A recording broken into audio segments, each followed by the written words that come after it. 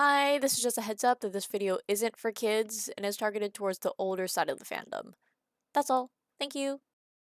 You all don't even know how long I've had this video scripted and just didn't touch it because of my stupid Voltron obsession. But I'm recording it now, so that's all that matters. I'm pretty sure I finished scripting this a week after Season 2, Part 2 of Dragon's Rising came out. It's been a while. Hi, it's editing Mika. I recorded this back in January. It's almost April now. So I've been procrastinating on this video for a long time. Sorry, my bad. After Voltron I got distracted by Marvel. I'm back though.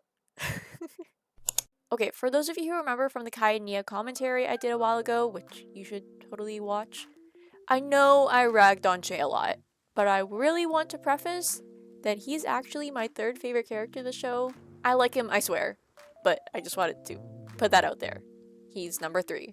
Jay quickly became my favorite character upon my first rewatch of the show.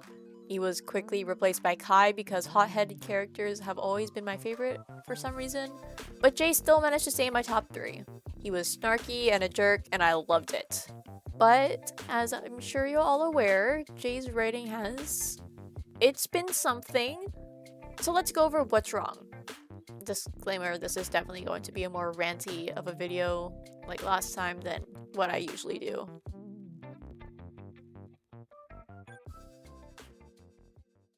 Like last time, I'm going to be splitting this video into eras just to keep it more concise, you know? Early Jay isn't quite where I personally feel like he's at his best, but he's pretty close. He very much sets himself up to be a talkative jerk in the pilots. Like, dude, you can't just make a joke about getting with Kai's sister while she's missing. But being a talkative jerk is why we love him so much, so it's okay.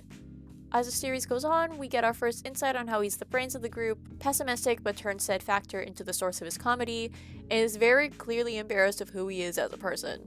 A very upfront and clear direction for our comedic relief of the group. He's also the first to unlock Spinjitzu, and if it weren't for him, the others wouldn't have unlocked said power at the time that they had, and therefore wouldn't have been able to create the Tornado of Creation, which he had also suggested they use.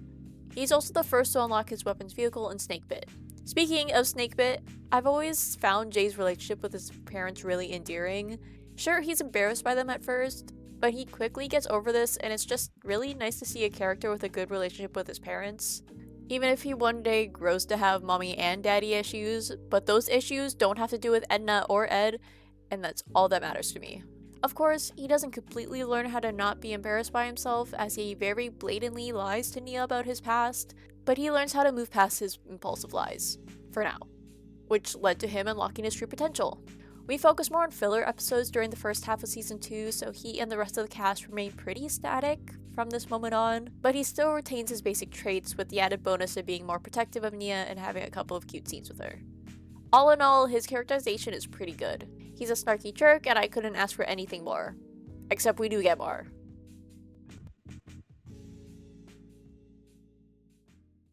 Again, I know a lot of episodes to lump into one section, but you're gonna have to bear with me on this.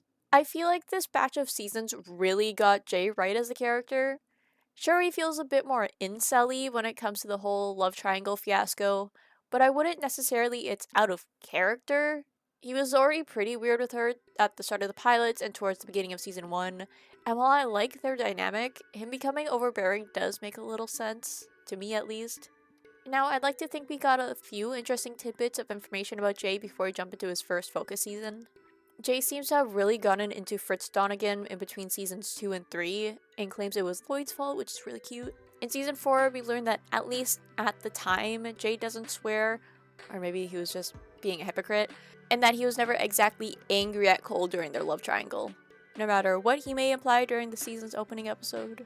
Towards the end of the season, while he's consistently pessimistic, he seems to be attempting to think more positively in an effort to quell any anxiety he may have.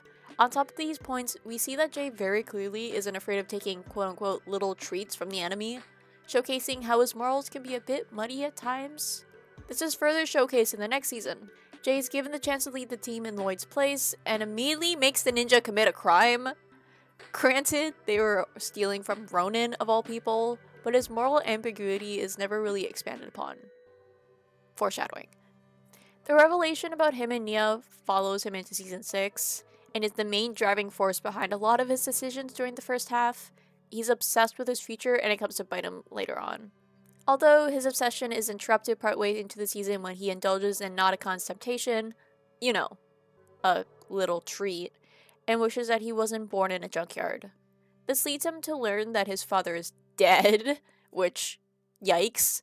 We haven't seen much of Jay's bond with his parents since season 3, but seeing the panic on his face as he races to their junkyard more than makes up for their absence. Once he makes it to the junkyard, Jay learns that his parents aren't actually his birth parents, and the man who died is Cliff Gordon, his biological dad, and a big-name actor who left him a ton of things, including a house. A big-name actor that plays Fritz Donegan, by the way. He uses his house to try and impress Nia, only to be pulled to the side and called out by Cole. But an interesting thing about this whole stupid romance situation is that Jay thinks Nia hates him. No matter how much Nia very clearly still values his friendship, he still feels like he's done something to make her hate him, which, okay, fair, but she's actively checking in on you. I don't think she hates you, dude.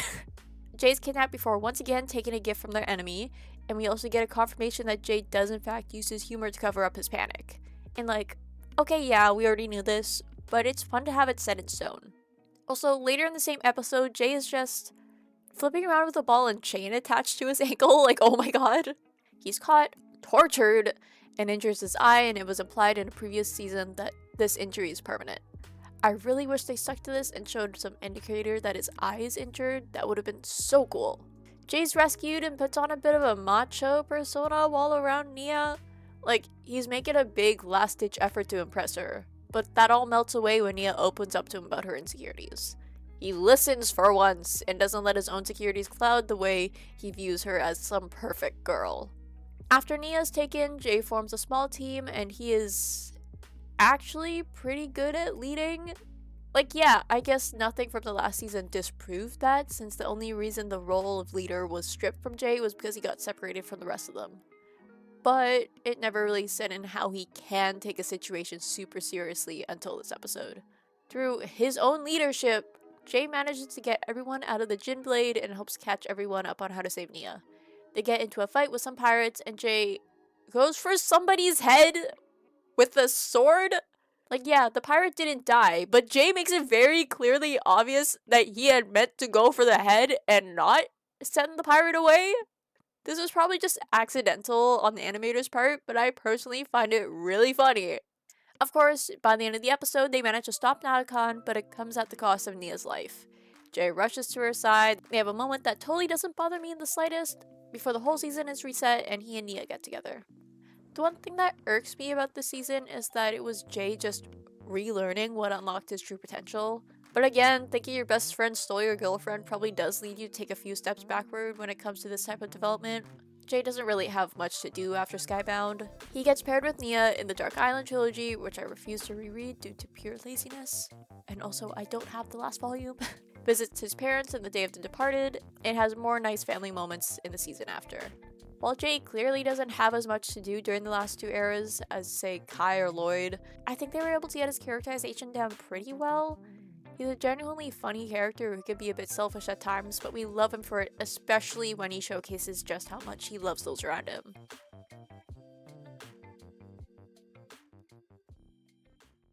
We're hit with another time skip in between seasons. Jay's thankfully not too different. He's talkative and cares for his friends, but I don't think we're given quite enough time to notice if anything significant has changed. We see his quote-unquote positive thinking approach has rendered him into a state of delirium once he and the rest of the original cast are sent away, but he quickly snaps out of it and returns to spazzing out about their situation. We get a little extended scene of Jay and Woo meeting for the first time. We see him use the fact that he's an inventor for the last time, I think. I don't remember seeing him use this fact much in later seasons. He works up the nerve to propose to Nia, loses his best friend before getting him back, and then the Oni trilogy ends.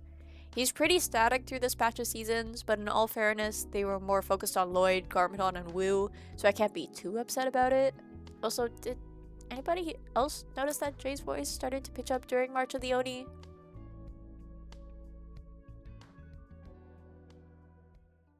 So I really don't mean to keep talking bad about the 11-minute era. Like, it has so many good bits to it. But god, Jay is not at his best during this batch of seasons. Though, I'll admit one of the things this era gave us was Jay calling Pixel Pix and giving us cute Jaya scenes. Something seems to be missing. Okay, sure, he's still talkative, spazzes out, but still tries to view things in a glass half full kind of way, like how he had started doing in season 4. And is definitely still a nerd, but it feels almost hollow. I think this hollowness comes into play the most during his second focus season, Prime Empire. Maybe it's because it doesn't feel like his season until the last few episodes. And even then, he just feels off before that.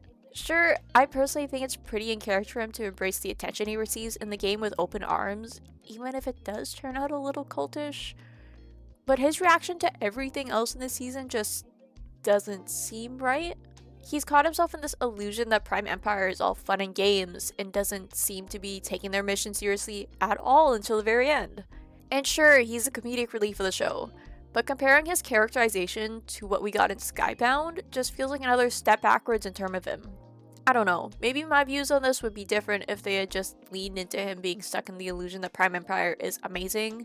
Like, it would have been fun if he's just incredibly upbeat, only for the others to wince at how bright his avatar is, but he keeps dragging off the others' concern. But then reality hits after Cole and Kai die, and he finally starts taking everything seriously, starting with switching over to the season ski, instead of just waiting until the very end.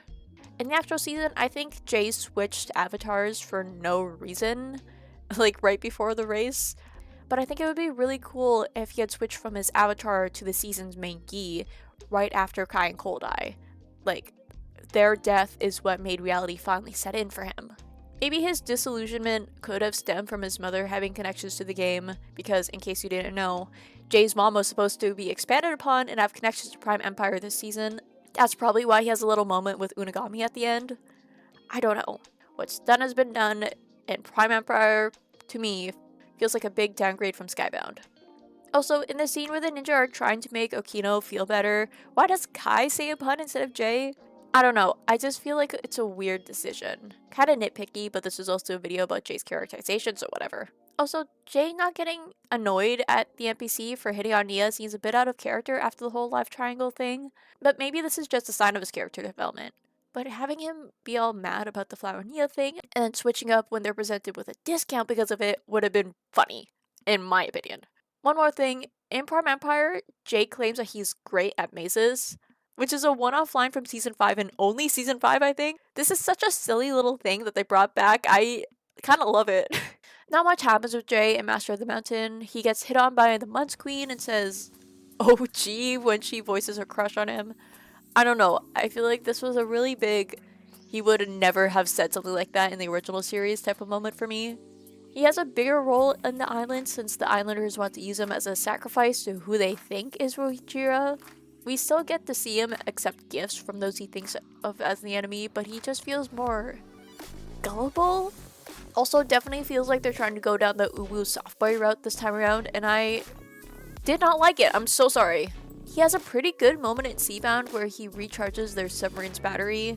They warned him that there would be repercussions to his elemental power if he did this, but that just never happens. Maybe during his fight with Kalmar, but that's about it. And then a few episodes pass and he drowns. Nia, of course, saves him before turning into the sea, and Jay has another cool little moment where he gets overwhelmed with anger, and we see an element go on the fritz for the first time. Other than Nia, but that was connected to Rojira, so it doesn't count. I'm just honestly just surprised none of their powers have connected to their emotions this bad before, especially since Kai snaps at people every 5 minutes. Moving on to Crystallized, and Jay is understandably going through it. Well, they all are, but he is not handling Nia turning to the sea well. As we can see that he's moved into Julian's lighthouse and keeping glasses of tap water around in hopes of still feeling connected to Nia. He obviously goes back with the rest of the ninja, but he picks a fight with Kai due to his grief. A fight I would have liked to see more of, but whatever, I guess. Anyways, Nia returns to ask for help in taking her powers away so she can be human again. Jay and Chloe are sent to grab Asphira's, the antagonist from half of season 11, staff, and Jay didn't pay attention to the instructions they were given on how to take it. My guy, your fiance is in danger. How would you not pay attention to something so vital to her? They do get her back though, with no help from Jay, but Jay is ripped away from her right after. Not much else to say about Jay. I wish there were Skybound references this season since Jay is once again on the run from the law, but it is what it is. All in all, 11-minute era Jay is okay, but there's something off about him. He feels, again, hollow, like a shell of the character he once was.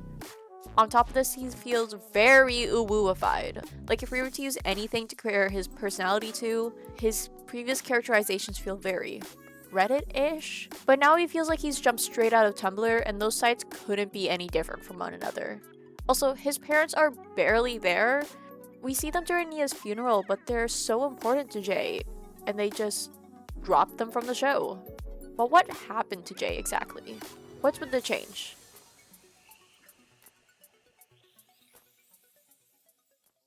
Did any of you think I wouldn't talk about this? Also, a disclaimer that I do like the movie as its own thing, but it definitely affected the show.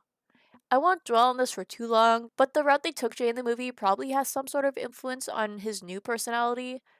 While he's still anxious, they bumped this up by a lot. He's a lot more reserved and quiet. And what do fandoms do to characters who are more on the quiet, anxious side? They uwuify them. Which is what happened to Jay in canon.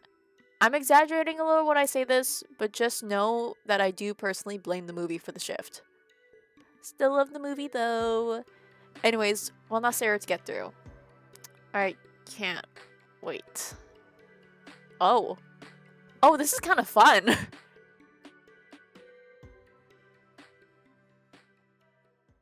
So at the start of Dragon's Rising, the ninja are split up and sent to different parts of the merged realm. While we don't know much of what happened to Jay, we do know that he landed in the realm of madness and was inflicted with amnesia. We've had 2 flashbacks that include Jay, and only one actually showcases his personality, but that was purely focused on his relationship with Nia, so we didn't get much characterization out of him. He still has his elemental power, but is understandably confused about why he has it. So Raj, the main antagonist of Dragon's Rising, takes advantage of his amnesia and turns him against the ninja.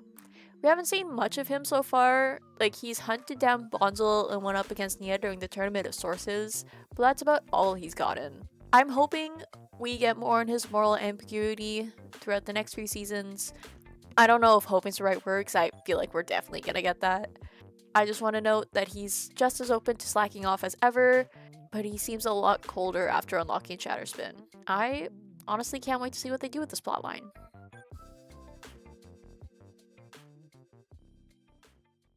So, is Jay's change in character really a bad thing? Yeah, it feels like a complete assassination of his character. But things seem to only be going up in terms of characterization for these LEGO Ninja, so I can only hope that Dragon's Rising is going to mend some of the damage done in recent seasons. I really hope you enjoyed this video.